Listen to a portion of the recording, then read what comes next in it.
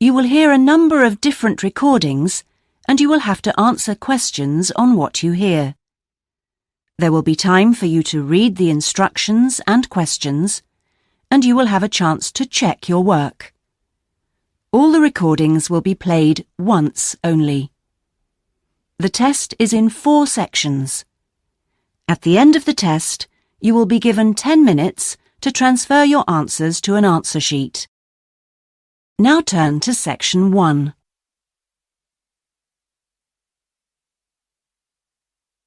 Section 1. You will hear a student talking to a housing officer about living with a homestay family. First, you have some time to look at questions 1 to 6.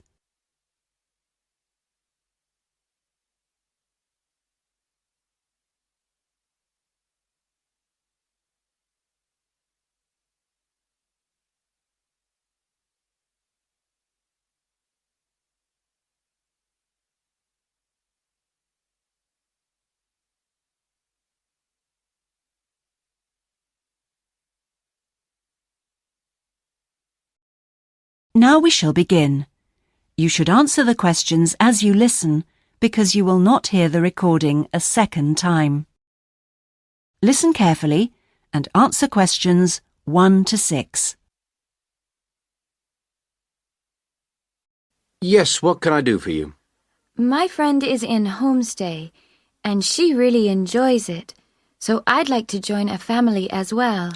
Okay, so let me get some details. What's your name? My name is Keiko Yuchini. Could you spell your family name for me? It's Yuchini. That's Y-U-I-C-H-I-N-I.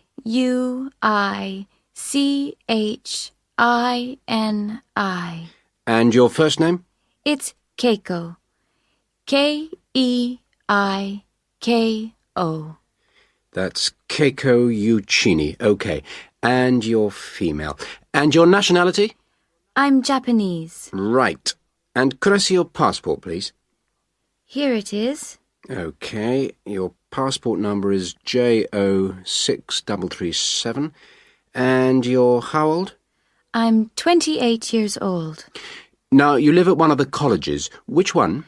Willow College, room 21C. Right, 21C Willow College. And how long are you planning on staying with Homestay? About 4 months. Longer if I like it.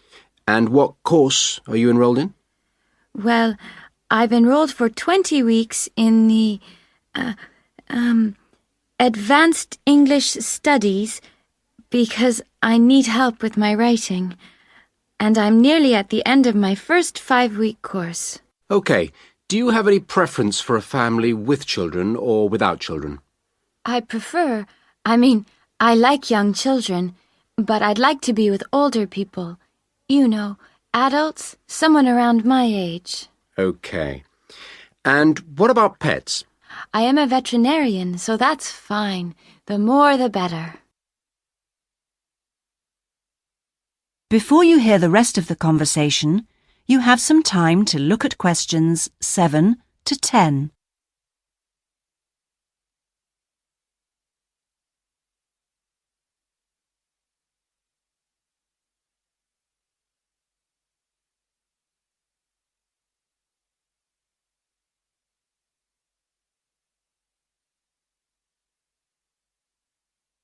Now listen and answer questions 7 to 10.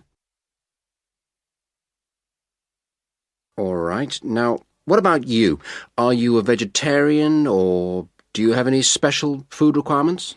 No, I am not a vegetarian, but I don't eat a lot of meat. I really like seafood. And what are your hobbies? I like reading and going to the movies. Do you play any sports?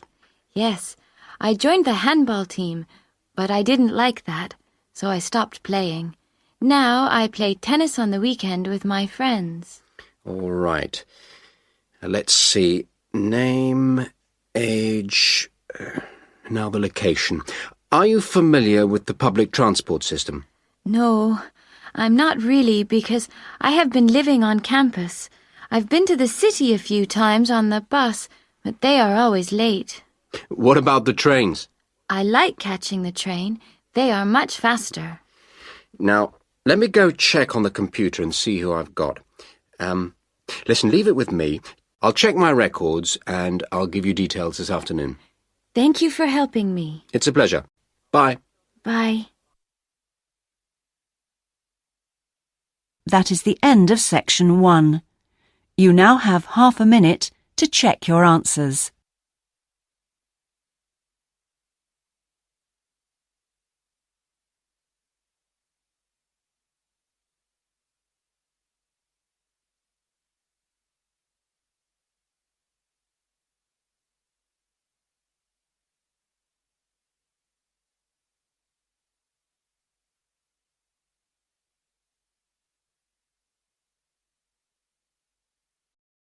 Now turn to Section 2. Section 2. You will hear a member of the Active Outdoor Club talking to a group of interested potential members. First, you have some time to look at questions 11 to 14.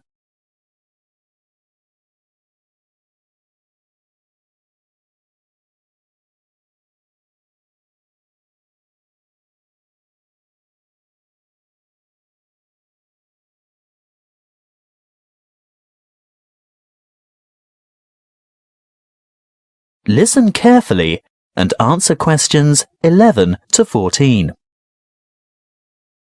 I'd like to welcome you all to our Active Outdoor Club.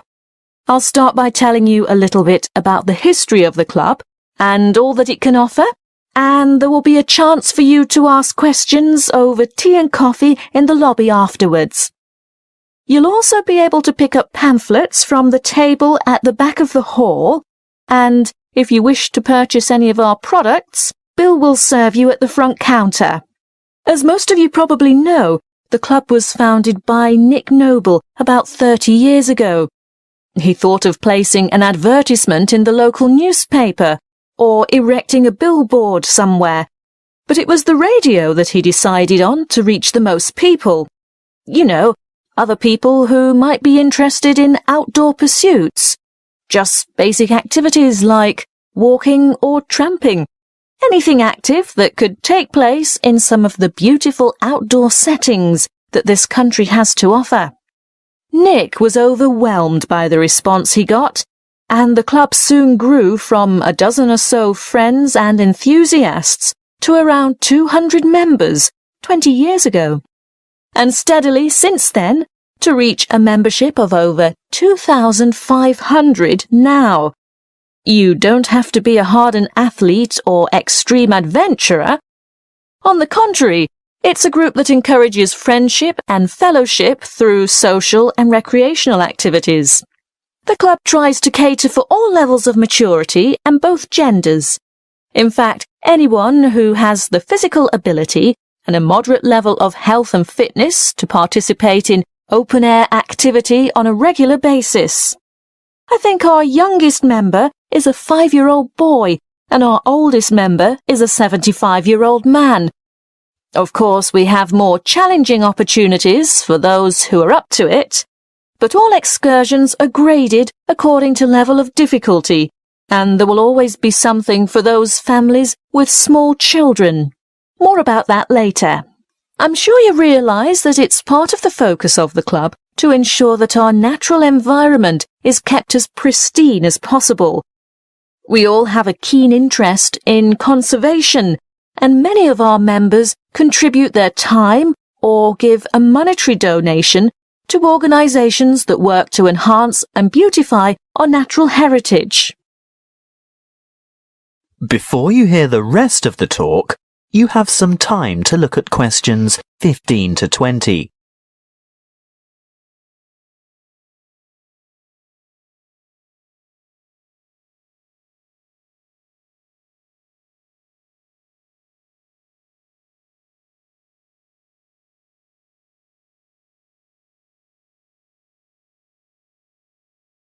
Now listen and answer questions 15 to 20. OK, now going back to the grades of activity, first of all, tramping. This is very popular with singles and couples without children, but is certainly not restricted to those groups. Tramping is arranged for Tuesdays and Saturdays throughout the year. Most tramps are of a duration of 3 to 5 hours, depending on the weather and the terrain, and of course the time of year. You would need to check the newsletter or the website to find out place and time, and if you wish to participate, phone the coordinator who can give you more information. I'll move on now to walking, which is very popular with families, but open to everyone. And walks are arranged for every Thursday and every Sunday over the course of the entire year. Walks last no more than 3 hours, although the Thursday walks might be shorter. And again, you would have to check the newsletter for details of the time and area to meet and get in touch with the walking organizer to confirm your participation. Now, the Wanderers are what you might call a subgroup of the Active Outdoor Club. This group was set up to cater for the less active, more elderly, or families with very young children who still want to enjoy the great outdoors, but without quite so much exertion. Bear in mind that the length of these activities is variable, but we're always home before dark. Any member of the club is welcome to join in their activities on a Sunday, which include visiting some of our more beautiful parks and botanical gardens, beach walks, picnics, and even boat trips to visit some of the small islands off the coast. Often guided tours can be arranged if there is enough interest. If you'd like to see what the Wanderers are up to, check the website and then phone the leader for more information. I'll bet you're all ready for that cup of tea now. But before I finish, I really must mention something that can be a lot of fun. A great opportunity to form new or strengthen existing friendships, and a chance to explore a part of the country that you may never have seen before. These are our mystery weekends. The committee puts a lot of time and effort into the organisation of these weekends away, not only for health and safety reasons, but also to ensure that everything runs smoothly and everyone has a good time. There will be a charge to cover travel and accommodation costs, but apart from that, it's an affordable and exciting weekend away from the city. For more information, call the chairman of the committee. You'll find his phone number in the newsletter. So, that's all I have to say at this point. Please enjoy the refreshments, chat with the others, and feel free to ask questions. All the committee members are wearing large red name badges, so they're easy to find. That is the end of section 2. You now have half a minute to check your answers.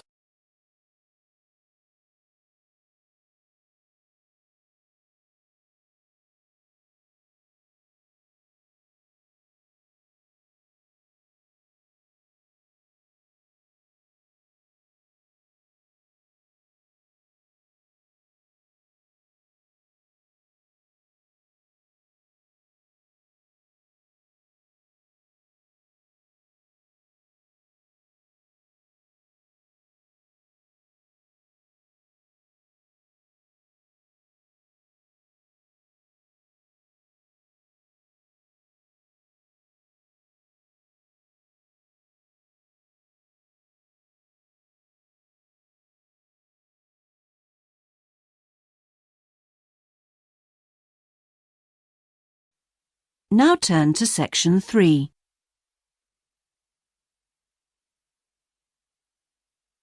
Section 3. You will hear 2 students discussing a geography presentation they're going to give. First, you have some time to look at questions 21 to 26.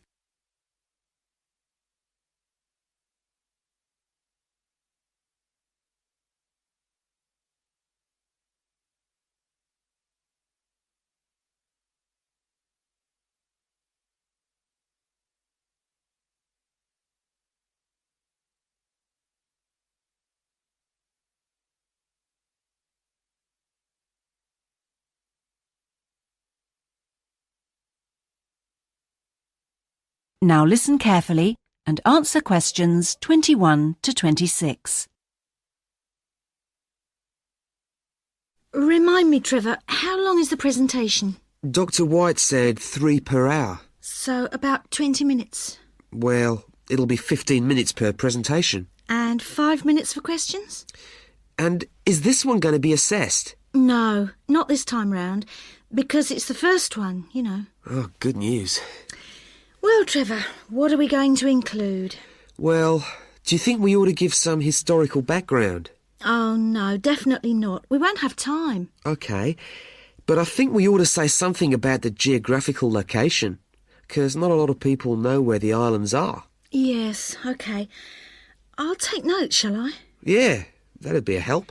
So, geographical location? Then we ought to give an overview of the whole education system. Shouldn't we say something about the economy? You know, agricultural produce, minerals and so forth? Well, Dr. White said we shouldn't go into that sort of detail. But it's pretty important when you think about it, you know, because it does influence the education system. Look, let's think about that one later, shall we? Let's see how we're doing for time. OK, so general overview of education? Of course. And then the role of English language. No, that goes in the language policy seminar, don't you remember? Are you sure? Positive. All right. So those are the topics we're going to be covering. Mm-hmm. Before you hear the rest of the discussion, you have some time to look at questions 27 to 30.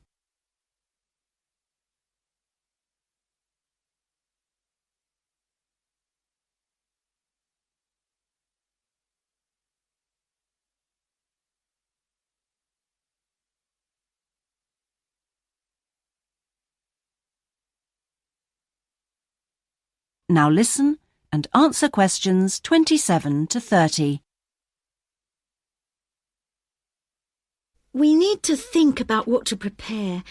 Dr. White said he wanted us to use plenty of visuals and things, and we might as well try them out when we're not being assessed. Well, the most important thing is the overhead projector. No problem. We'll get that from the media room. Must remember to book it. Well, we'll need a map, of course. Probably 2. One of the islands, large scale. And one of West Africa. Well, the West African one is no problem. There's one in the resources room. Oh, yeah, of course, the resources room.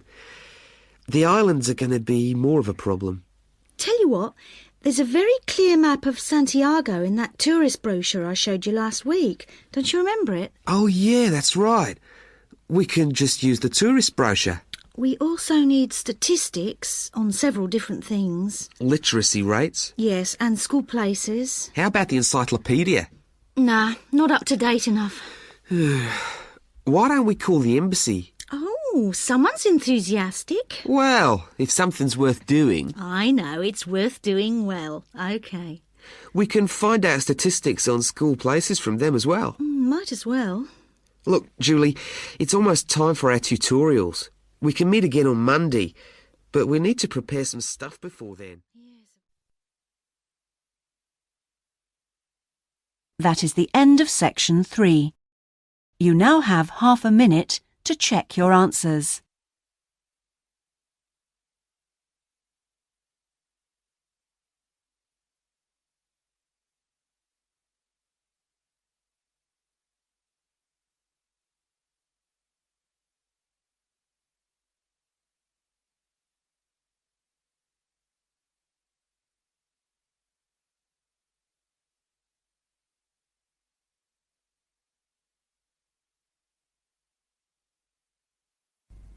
Now turn to Section 4. Section 4. You will hear an extract from an introductory talk given to a group of students who have just entered a university residential college. The speaker is the principal of the college. Listen to what the speaker says and answer questions 31 to 37. First, you have some time to look at questions 31 to 37.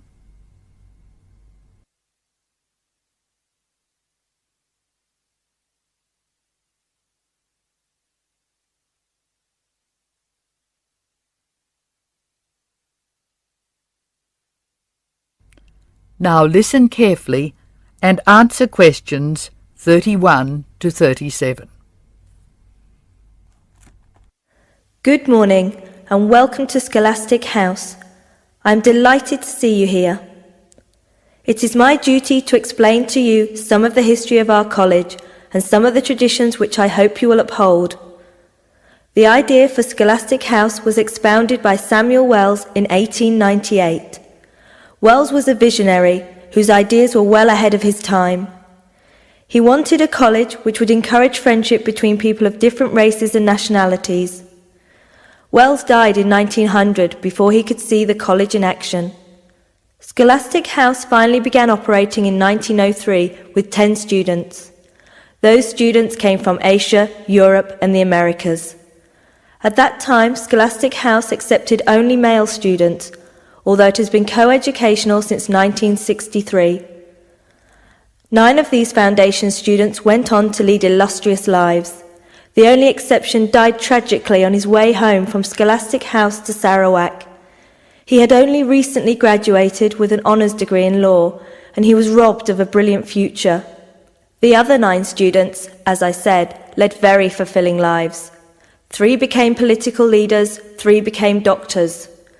Perhaps the most famous graduate became a university teacher and was responsible for the introduction of modern teaching training methods in his country. 2 of the original group became senior engineers and went on to deeply influence the way the water systems of their country were exploited. The college ran into hard times during the period of the Great War, 1914 to 1918, when the charter of the college was interpreted to mean that neither students nor staff could take part in the war effort. Many people felt that this indicated a lack of national spirit, and the walls of the college were frequently marked with graffiti.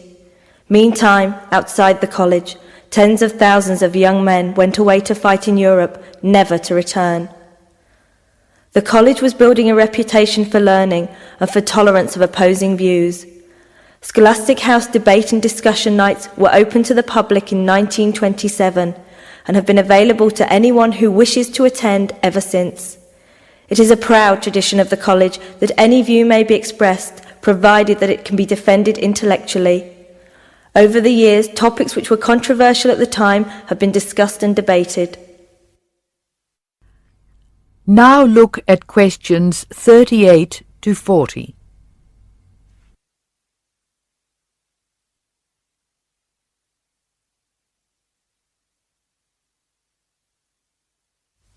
As I said, the college has a proud history of publicly examining controversial issues.